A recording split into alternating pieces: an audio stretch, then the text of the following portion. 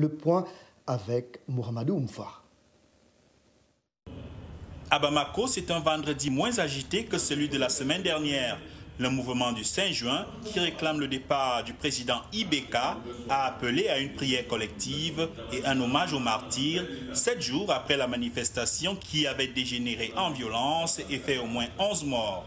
Le calme apparent qui prévaut dans le pays est aussi destiné à donner une chance à la mission de la CEDEAO, même si les leaders de la contestation n'en attendent pas grand-chose. Est-ce qu'aujourd'hui, nous devons accepter plus de 23 morts du président Ibrahim Boubacar Keïta et son premier ministre et parler des négociations institutionnelles? Cette question n'a pas été répondue. Je suis vraiment, sentiment personnel, déçu de voir que le vrai problème n'a pas été posé. La mission de la CEDEAO est délicate. Les manifestants restent fermes sur leur volonté d'obtenir le départ d'Ibeka.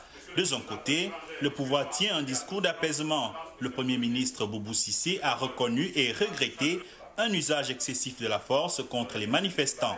Le président Ibeka a annoncé une dissolution de fait de la Cour constitutionnelle, accusé d'avoir injustement invalidé une trentaine de résultats des élections législatives de mars-avril.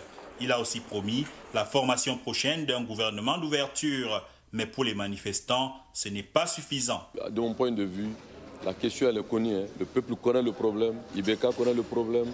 Le peuple ne veut plus de ce régime. Ce régime devient un régime qui a du sang sur la main.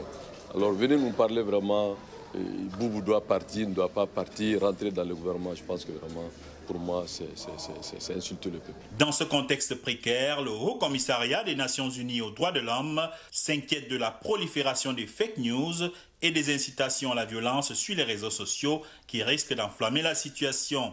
Les regards restent désormais tournés vers la CEDEAO, dont la mission ministérielle avait déjà recommandé le 19 juin, entre autres solutions, la mise en place d'un gouvernement d'union nationale et la reprise des élections législatives dans certaines circonscriptions.